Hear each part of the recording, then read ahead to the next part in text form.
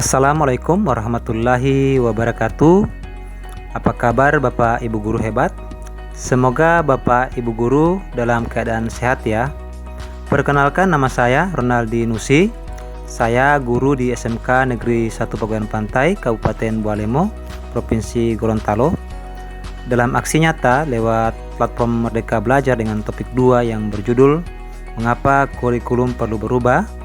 Di sini saya akan berbagi pemahaman kepada Bapak Ibu Guru hebat mengenai mengapa kurikulum itu perlu berubah. Langsung saja, mari sama-sama kita simak.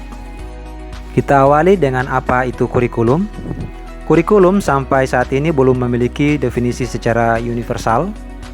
Akan tetapi kurikulum dapat dimaknai sebagai titik awal sampai titik akhir pengalaman belajar murid. Kurikulum itu kompleks dan multidimensi. Kurikulum juga diibaratkan sebagai jantungnya pendidikan. Jika jantungnya lemah, maka pelaksanaan pendidikan bisa berakibat fatal. Ralph Taylor dalam bukunya The Basic Principle of Curriculum mengungkapkan ada 4 komponen dalam kurikulum. Yang pertama tujuan, yang kedua konten, yang ketiga metode atau cara, yang keempat evaluasi.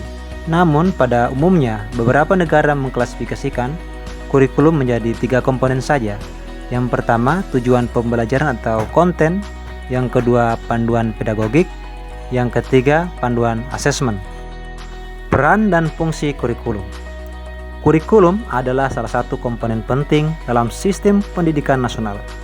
Kurikulum berperan sebagai pedoman dan acuan kita dalam pembelajaran. Fungsi kurikulum bagi guru adalah untuk memandu dalam proses belajar murid. Peran dan fungsi kurikulum dioptimalisasi dalam kerangka yang pertama, mewariskan nilai dan budaya masyarakat yang relevan dengan masa kini. Yang kedua, mengembangkan sesuatu yang dibutuhkan saat ini dan masa depan. Yang ketiga, memilih sesuatu yang relevan atau kontekstual sebagai kontrol sosial. Mengapa kurikulum perlu berubah? Saat ini berbagai isu baru menuntut satuan pendidikan untuk menyiapkan kurikulum yang membantu murid untuk menghadapi tantangan seperti perubahan iklim global, teknologi digital, industri multinasional, dan transformasi budaya. Berikut, kurikulum itu perlu berubah agar relevan dengan perkembangan zaman, agar dapat memenuhi kebutuhan belajar murid, dan agar dapat menyiapkan generasi yang cemerlang di masa depan. Sehingga Bapak Ibu Guru hebat, kurikulum yang baik adalah kurikulum yang sesuai dengan zamannya. Kurikulum harus dinamis, berkembang menyesuaikan kondisi. Kurikulum tidak dapat digunakan dalam satu waktu terus-menerus karena dunia itu terus berubah. Kurikulum harus selalu berubah agar sesuai dengan perkembangan zaman. Apalagi saat ini pengetahuan teknologi informasi telah berkembang semakin maju.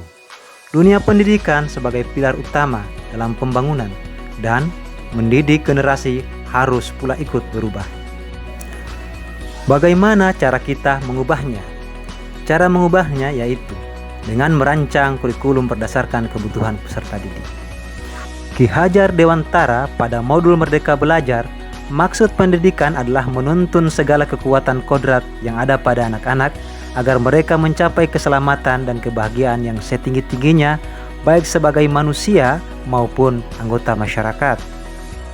Bapak Ibu Guru hebat dalam hal ini agar dapat mewujudkan kompetensi yang diharapkan, yang diinginkan oleh kita semua, maka kita semua harus berkolaborasi dengan baik secara maksimal. Misalnya dengan cara guru terus belajar memfasilitasi pembelajaran yang sesuai. Orang tua harus memahami perkembangan kebutuhan peserta didik. Begitu juga dengan pemerintah daerah dan pusat. Semua yang bergerak di bidang pendidikan harus menempatkan kebutuhan, pendapat, pengalaman hasil belajar, serta kepentingan peserta didik sebagai acuan ataupun rujukan utamanya.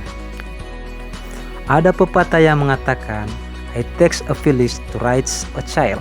Pepatah ini mengisyaratkan perlu peran orang tua, masyarakat, dan sekolah dalam mewujudkan kurikulum yang berpihak pada murid. Demikian Bapak Ibu guru hebat, atas perhatiannya saya ucapkan terima kasih. Salam Merdeka Belajar.